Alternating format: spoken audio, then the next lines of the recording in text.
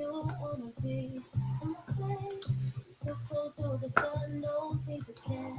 If it's safe, well that makes two of us. I'm so insane, and like it. But you haven't seen anything yet. Now you're just beginning your trip to regrets. You might think you know me, but soon you forget. I'm too insane, and you know it. You got to learn to like me again. Yeah. Good morning. Good morning. It's Instagram and Facebook. We are going live. I want to get in here just a little bit early and say hello and see who's here. I want to make sure that we are working and that I can see you. So just jump in, say hello, let me know you're here. If you are on Facebook, need to give me permission or at least let me know who it is. Otherwise, I won't see your name and everything. So I see people. All right. So we're going to start in about 60 seconds. I'm going to go to my main screen here on Facebook. So you ought to be able to see me. You ought to be able to hear me. I'm going to just check just fine. Let me know. All right. We got it. Cool. Today, I wanted to actually do this session around debt because I just read a study. I just read a study from the American Psychological Association that was published in February of 2021. They did a survey of over 3,100 people, and they were saying that they're stressed about money and debt and that type of thing. And so I wanted to do a specific session on debt, go live and just have a conversation with you. I want to walk you through how I look at some of this stuff. Now the title said why I don't agree with Dave Ramsey. Let me be really clear as we start here is that I love, hey there, Kirsten, North Carolina, I'm coming your way. I'm going to be in Raleigh speaking this week. So let's be clear. I love everything that Dave has done. Dave has made a huge impact on people's lives. He is an icon in some of the space, but some of the stuff I believe is not the right thing to do for entrepreneurs, and so that's where I want to bring this from is how do we as entrepreneurs deal with debt?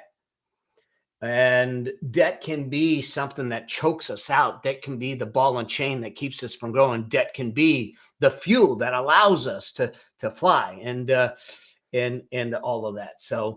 So the thing is that I think that there's other ways to look at this, and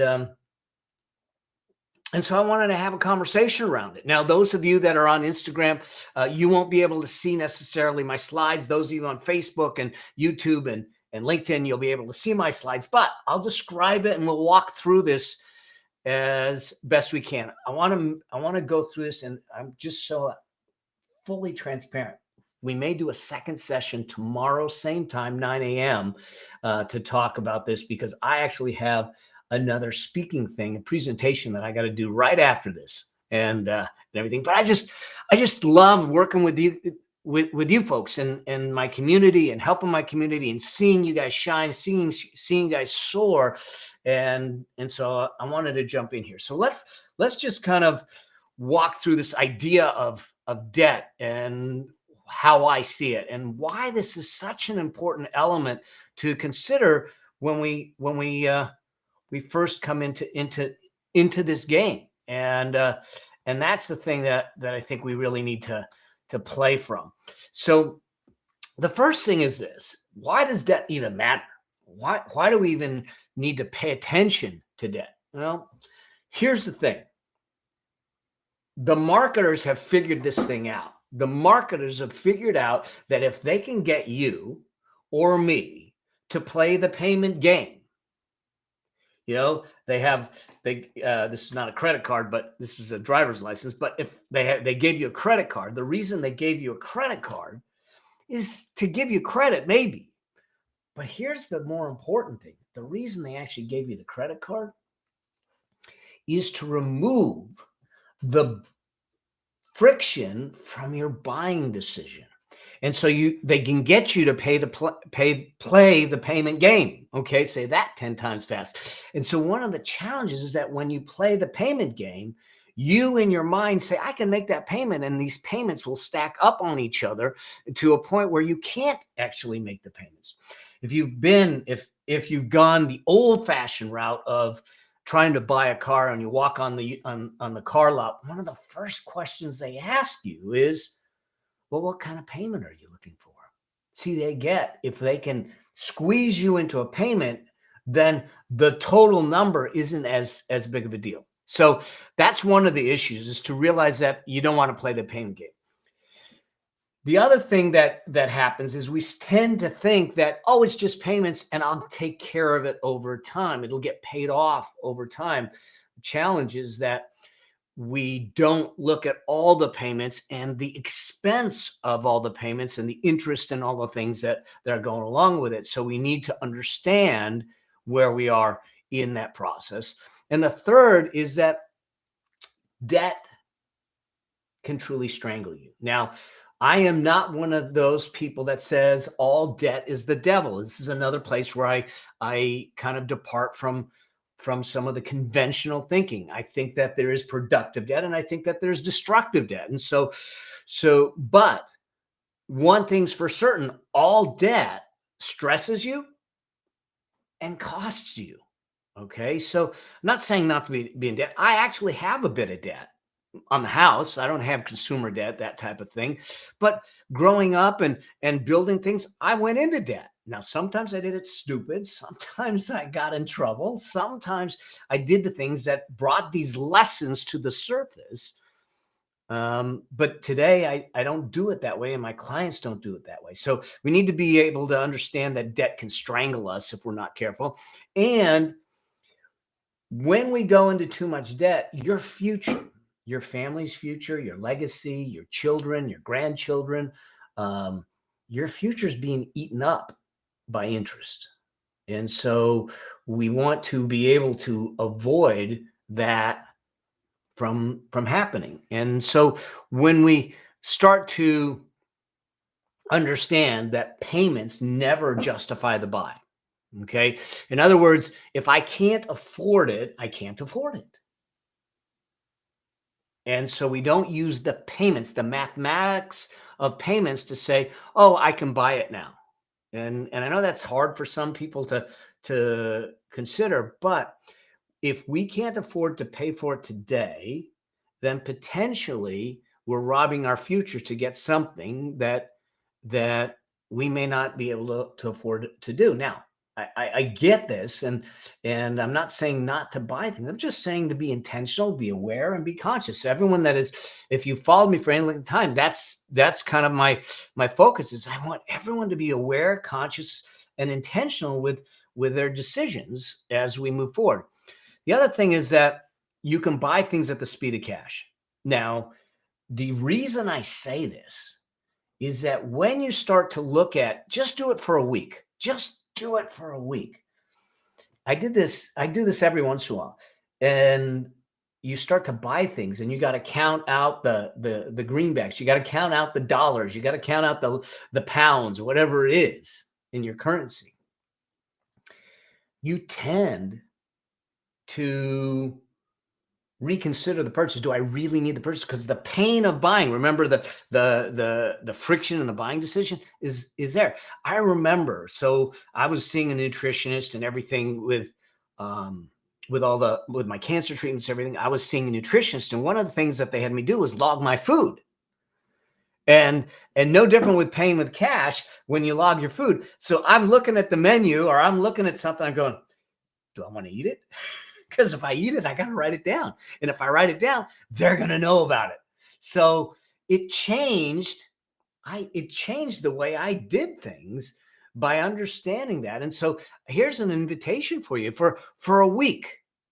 For a week. Pick a week. Probably don't want to do it during the holiday season that's coming up. But for a week, pay for everything in cash. See how much that changes your buying behavior. And then you'll realize the impact that credit cards can have and debt can have in your buying decisions and in doing that. So when we get this right, you're debt free. You're not burdened by it. You're not held down by it. You actually are floating there, and your cash flow is for your lifestyle. This is my beautiful bride. Those of you that can see the slide, this was us just recently. We just got back from a trip to London, and you have a perpetual income machine that's going to pay for things in a way that likes. This is something that we talk about in the Affluence Blueprint. I'm actually going to talk about it in an upcoming 3-part training that I'm doing starting in 10 days, October 28th. So if you want to join that free training, it's free, it's live, it's three sessions. We're going to go deep on some of this stuff. It's called the Affluent Entrepreneur Live. Just go to affluencelive.com. Those of you on Instagram, there's a link in my bio, but you can go to affluencelive.com, grab your spot, and let's have some fun. Let's go deeper on financial freedom, financial independence as entrepreneurs. What do we need to do to make that happen? And so then what do you need to know? So let's just get into the brass tacks of what do you need to know about debt and what's the steps. I'm going to talk a little bit about how Dave does things, and then we'll talk about if I have time, I'll talk about how I want you to do things. If not, we'll pick that up. We'll pick that up tomorrow. So here's the thing. The first thing is that, like I said, there's good debt, there's bad debt. We'll talk about that. But here's the consistent theme of all debt. No matter whether it's good or bad, it all costs. Okay. So I categorize things as productive debt and destructive debt. Destructive debt is typically the stuff that you put on debt or you borrow to buy that is consumables. Okay. It doesn't increase your net worth. It doesn't increase your wealth. It doesn't increase your cash flow. Productive debt is something that I might go into debt and it's going to produce more income for me or more wealth for me. So for instance, I might borrow to buy a rental property or an Airbnb property. That Airbnb property is going to produce cash flow on an ongoing basis. That Airbnb property is going to appreciate over the long term. And so what that does is that I'm using debt to create more wealth, to create more cash flow. It's a productive element. For some of you that may be in the online or advertising space, doing things from a marketing standpoint, you may potentially put your Facebook ads or your ad costs on a credit card. So you're borrowing to finance the ads temporarily, because when they're done right, and if they're done right, you spend $1 on ads and you should get, a multiple of dollars back, $2, $3 back, because people are buying. If the ads aren't producing for you, then you got to shut the ads down or try a different ad. But the idea is that when you go in and you spend something or you borrow something, in order for it to be productive debt, it needs to increase your cash flows or increase your wealth, your net worth, your wealth, your investable assets. Okay. Destructive debt doesn't do that. Destructive debt is going and putting on a credit card to buy a big screen TV. Now, I'm not saying not to do it. Just understand that I'm not saying not to do it. I'm just saying that it is something that by the time you pay it off. So if I go into a store and I buy a $2,000 big screen TV and I put it on a credit card, typically I can pay as low as like, I don't know, $25 or $30 a month, but $30 a month or even $50 a month is $600. $600 is going to take me years to pay off that big screen TV. By the time I pay it off, it's completely obsolete. One, two, by the time I pay it off with the interest charges instead of spending $2,000 on it, I spent $4,000 on it. That's destructive debt. That's destructive debt. And that's the debt that I do ask my clients and try to get them to avoid in doing that. So understand this: two aspects, in other words, productive or destructive debt that come into play. One is that all debt costs. Interest is a cost, and all debt stresses. Okay. The burden of debt will stress you out, whether you think it does or not. Just having that on you, believe it or not, will stress you out. When there may be downturns or issues or anything, the fact that you have debt and debt payments that you need to make is going to stress you out. So I just, as long as we're aware of all debt costs and all debt stresses, then we're good because we're consciously going into it. But I do want to avoid destructive debt, as I said. So that's one thing to know. The second thing to know is that I think from a principle standpoint is we don't want to sell our future for our today. We live, let's face it, we live in a time right now where there's a lot of comparison. There's a lot of judgment. There's a lot of divisiveness. There's a lot of everything going on. We live in a social media world that we thought connected us. I truly believe that it's disconnected us. It has desocialized us, in the sense that we are not connected human to human like we once were.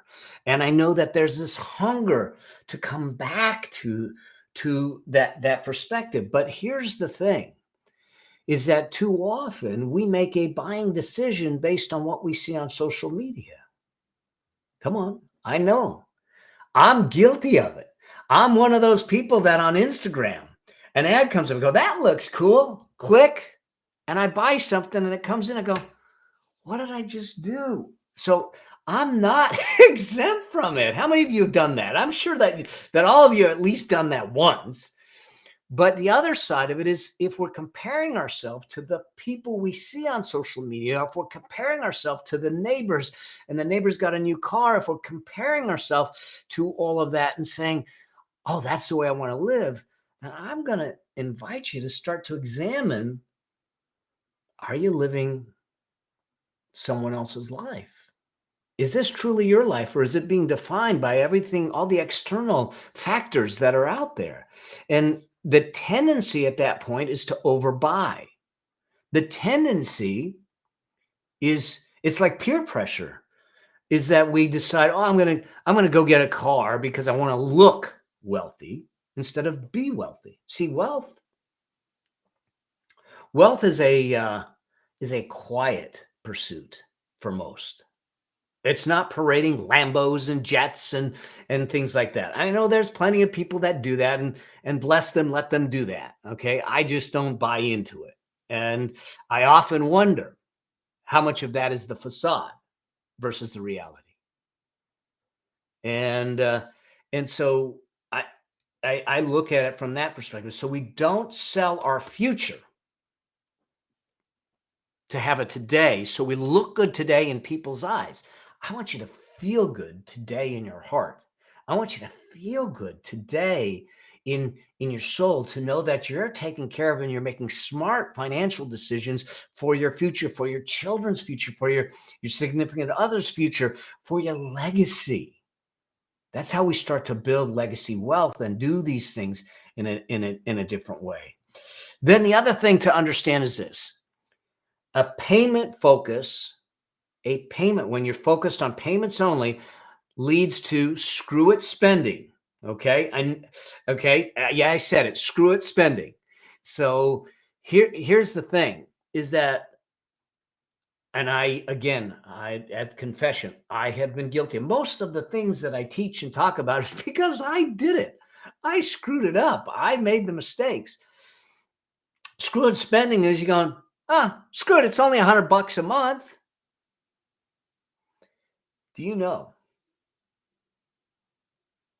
that if we took $200 a month and put it away in an investment account, over a period of time, over 30 years, it's over $300,000. So that screw it, it's only $200 a month, is really a screw it, I just lost $350,000.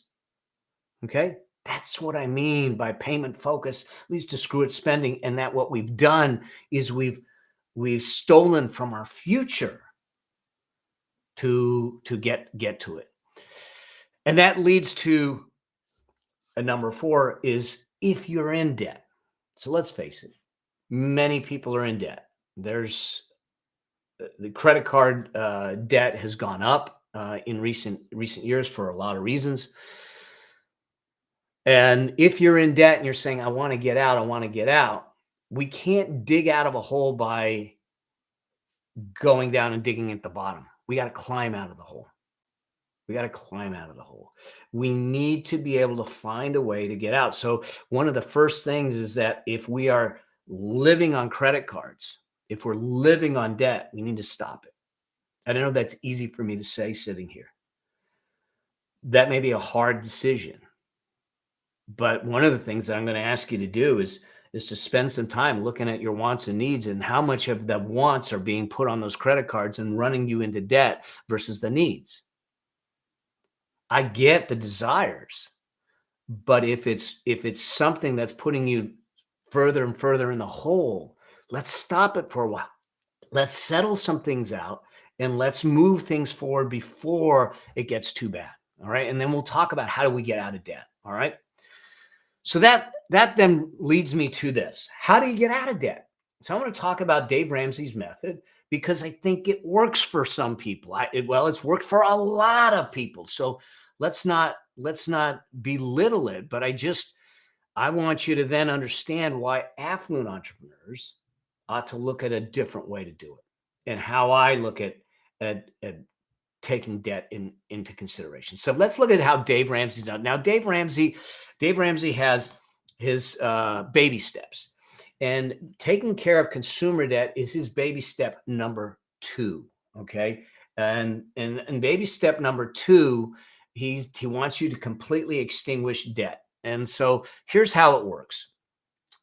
He says, after you get your starter emergency fund, so he just wants you to put $1,000 away, and I do something similar. After starter emergency fund, just in case. So the purpose behind this is to make sure that if an emergency comes up, now statistics show that the majority of Americans, at least, do not have the capacity to take on an unplanned expense of $600. Well, the reason he wants this starter emergency fund of $1,000 is that you have the capacity to take on an unplanned expense, an emergency expense of $600 because you have $1,000 put away. So after you put that starter emergency fund, every dollar then goes to paying all your debt off except for the house. Consumer debt, all consumer debt. He doesn't differentiate between good debt, bad debt. He says all debt is the devil. And I get it. He came from a place where he, had to deal with bankruptcy and all that stuff. And it is a traumatic occurrence. It is a challenge. So then he turns around and says, now I want you to use the debt snowball method. Now the debt snowball method is one of the methods you can use to pay off debt. It is actually a very popular method to use, where what you do is you list your debts in balance order. So the lowest balance first, and you with completely disregarding interest rate, completely disregarding any of that, you list them in order of the balances first, and you pay the smallest one first. The purpose behind this is to make sure that you understand that you get the payoff as quickly as possible. So what he's playing with, and I totally agree with it, is that it's an emotional win to get a credit card paid off. So you may have a credit card or a bill that's $50 and you get that paid off. It's off your back and you go, it's a win. So he's looking for the quick wins because psychologically it creates momentum. And so that's the reason that the debt snowball method is one of the most popular methods, because it gives people wins to grab onto, this micro success to move them forward. Now, the other thing that happens is until you have all your debts paid off, he actually doesn't have you build an emergency fund, and he doesn't want you investing. In other words, everything is completely focused on debt pay downs and nothing else. Debt pay downs and nothing else is focused on other than that. So that's kind of the way Dave Ramsey's stuff works, which is great, and it's worked for a lot of folks. Here's the issues I see with it. One is that it's debt only focused. Your sole focus is debt. And what you're doing is just climbing out of the hole to get to baseline zero. The idea here is that the debt snowball is a psychological, emotional win, which is great, but it may not be the logical win. We'll talk about that. In other words, it may not be the logical win, the best, the least expensive way to get out of debt in doing that. The third is that it delays. This is where the big thing is. It delays the wealth mindset. So many of you have heard me say that wealth is more about your behaviors than it is about your money. That your ability to build wealth has to do with your habits, your decisions, and your choices. And if our primary focus for the first 2 or 3 years is to get out of debt, and the only thing we're focused on is getting out of debt, then what you're doing is exercising your debt elimination muscles, which is great, but you're not exercising your wealth creation muscles. And when we're not exercising the wealth creation muscles, what happens is that as soon as you're out of debt, now you have to think about going into wealth creation mode. And now we have to develop that muscle, that habit, those behaviors anew.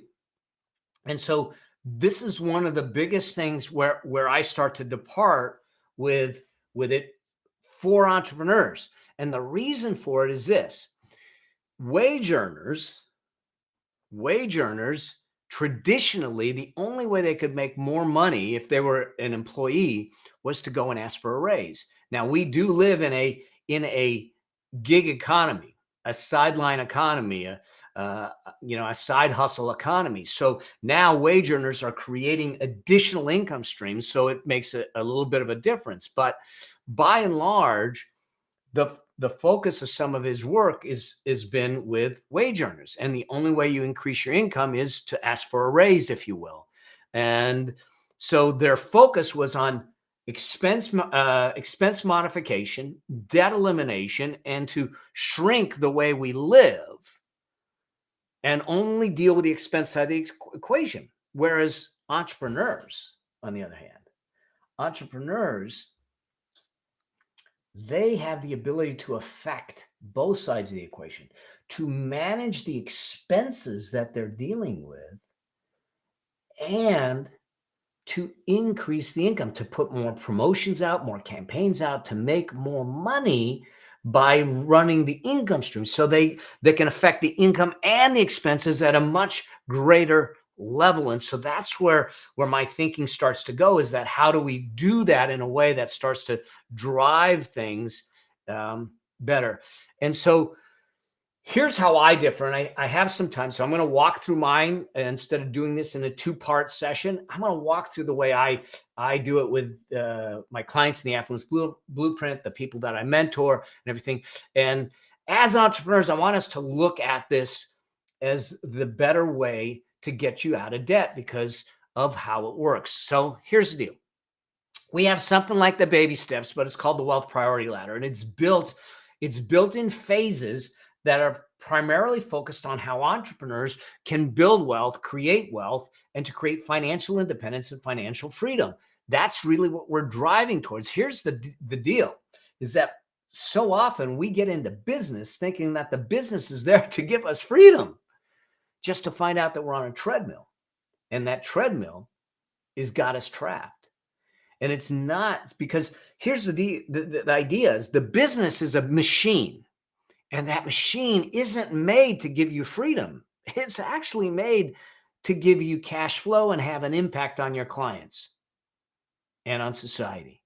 So I create a business machine to create the impact and the cash flow. And then I use the cash flow to create the money machine. And that's where the wealth priority ladder comes in to play. Well, in phase 2 of the wealth priority ladder, we talk about a comfort fund. This is the same thing as the baby the $1,000 that Dave Ramsey looks at, but I look at it differently. Because we're in business and our income can ebb and flow, I want a comfort fund. A comfort fund is what I call it. And I want it to be a minimum of $1,500 or 1 month's expenses, whichever is greater.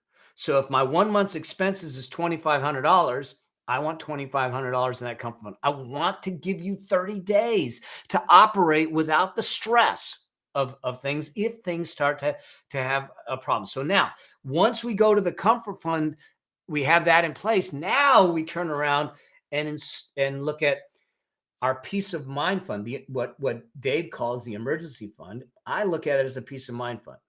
When things go bad and I know that I have that cash set aside, I'm at peace. I have peace of mind. But where Dave says that you take care of your debt first, then you build the fund, I don't. I think that we exercise both the debt elimination muscle and the wealth creation muscle at the same time. We create the habits to make that happen. So I split the money. So say I have $500. I'm going to put 200 or 250 towards the debt. I'm going to put 200, 250 towards my investing to build my wealth at the same time. Sure, it's going to slow down your debt pay down, but it's going to accelerate your wealth creation at the same time. Now, the other thing that I look at is that Dave subscribes to the debt snowball method, which is totally fine. But there's also 2 other ways that you can pay down your debt. One is called the avalanche method. Where the avalanche method is you line them up. Where the snowball method, you line them up by balance. Avalanche method, you line it up by interest rate, and you pay the highest interest rate first. That's the logical way to make sure that you pay the least amount of interest. The problem with it for some is that it might be your largest balance, so it'll take longer to have a success. And so that's where Dave likes the snowball method. But depending on your mentality, depending on your temperament, the deal is to make a decision. I'm either going to use the snowball method based on balances, or I'm going to use the avalanche method based on interest rates, so I know that I minimize how much cost or interest I'm paying. And you stick to it. You don't bounce back and forth. So in our world, I give the option to work from there, because I can have a client that says, I'm going to pay it down on the avalanche method. We plan a launch. They go do a launch, a promotion, a campaign. They have a windfall of money that comes in, and they can drop it right against that high interest debt and get it paid off. We call it leapfrog funding in this stuff. So the next thing is this, is that I want you to be able to adjust for what I call emotional debt. In Dave's method, there is no adjustment. It is or it isn't. This is the way you do it. That snowball. But here's the thing. Let's say that you borrowed money from a family member. You're going to pay them interest and you're going to pay them back, but there's an emotional element to that debt. And have you ever had it where you want to go do something, but you owe this family member something, and that person might judge you and go, wait a second, you owe me money and you're going off to Disneyland. So sometimes we allow the emotional debt to bounce to the front of the line before we do the debt snowball or before we do the avalanche method, to relieve the emotional stress on you and in that relationship as soon as possible. So hopefully that makes sense. So that's the way I look at it. Then what this allows us to do is this. When we use this method of taking care of debt, a couple things happen. One, you are now in a debt elimination focus and wealth creation focus at the same time. So your debt's going down and your wealth's going up. Okay. You're getting either a psychological win or a logical win, depending on whether you go with the avalanche method or the snowball method. You build a wealth mindset and you start your path to the behavior change necessary to build financial independence and wealth as you go. Okay. So this is why I like doing this differently for entrepreneurs is I want you to be in a wealth creation mindset, not a debt elimination mindset only. I want them both. I want you to control the debt, control the expenses, but I want the wealth creation in there. So as you come through it, you've already exercised the muscle. And here's the big thing. Even though it slows down your debt pay down, it accelerates you into the investing game. The fact of the matter is this: it gets the compounding clock starting to tick. Okay. Think about this. A dollar invested over 5 years will turn into $6-7 in 5 years. Okay. That same dollar for 10 years will turn into almost $18. So the sooner we can get into the game, the sooner we get the power of time on our side. And time is the greatest wealth lever that you have. Okay. So this is why I look at things from a very different perspective and say, in this situation, especially for entrepreneurs, I want you to look at debt from the perspective of how do I get debt elimination and wealth creation at the same time to make that happen. So this is the way that I look at it in taking care of debt. And this is why I don't necessarily subscribe to Dave Ramsey's approach or the conventional wisdom that exists for entrepreneurs. Entrepreneurs are a different breed. We're a different animal. We approach things differently and we can come at things differently. We can manage the expense side. We can manage the income side. We can come at it from that perspective. And if we're looking to create financial liberation, financial independence, we need to have a wealth creation mindset as well as a debt elimination mindset, not one. The singular focus and the delay of the wealth creation mindset will slow you down, in my opinion, and at least in my experience. So hopefully that makes sense. That's what I had for you this morning. I've got a few more minutes that I can stick around before I have to get ready for my next presentation. I'll see if you've got any questions. I appreciate y'all. Here's a couple things. Remember I said I'm doing a live training coming up October 28th. It's 3 parts. We're going to spend, it's called the Affluent Entrepreneur Live. 3 sessions live with me. We're going to go deep. We're going to spend the first session. We're going to talk about the affluence journey. What are the barriers that are keeping you from your wealth, your financial independence, your financial freedom, and all of that. The second session, I'm going to walk through the core wealth building principles that you need to have, that all affluent entrepreneurs are using to start to create not wealth, but a rich life, to have a deeper impact and to be completely free. And then the third session, we're going to talk about the 9 accelerators that you need to have in place to make that happen. And what's the biggest barrier that's keeping you from that so we can solve it. So we're going to go deep. We're going to spend some time. I've got a big workbook, action guide that you can download. Here's the deal. It's free, totally free. Just go to affluencelive.com, grab your spot, spend some time with me. Let's see what we can make happen. It starts October 28th at 10 a.m. I think it's 10 a.m. Pacific time. All right. So let's do that. Let me see what kind of questions have come in. I can answer a couple questions before we do that. Maury Brooks. Hey, man, Maury, how are you? I love living debt-free. Isn't it a beautiful gift? It certainly is. Credit cards where you pay later is a slow-moving death. It definitely is. All right. So I have some questions on IG. Let's see what's happening. Sean Michael Grooming. I saw your keynote at Thrivers and it helped me change my outlook on money and wealth. Sean, thank you so much, man. I appreciate it. Keep me posted on your journey. Let me know if there's anything I can do to help. Keep rocking it. Tips with Tony. What's your opinion on debt collection companies where you can transfer all your balances to one card at a lower interest rate? I'm not necessarily a fan of that. So what you say, debt collection companies or debt consolidation companies? So a collection company is not someone I want to play ball with. A consolidation, it depends on the terms. A lot of times these debt consolidation companies, what they do is they'll actually delay, they'll consolidate everything, they'll delay taking care of your credit, your debts, and use it to as a negotiating tactic on your behalf, get you into default, use it as a negotiating tactic on your behalf to have conversation. I don't like that game. I think that, and I know that it's a pain in the butt, and I know that it takes time. And I did a live and a session on this.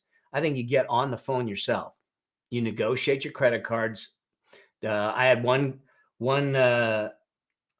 gal that sent me a direct message, and she said that she spent 45 minutes on the phone with her credit card company, but she got 6 months of no payments, no fees, no penalties, no interest. Get yourself some breathing room. Just get on the phone.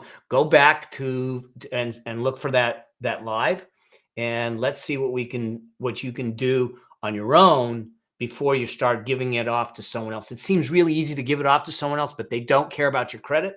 They don't care about your livelihood, and they don't care about your reputation as much as you will. Okay.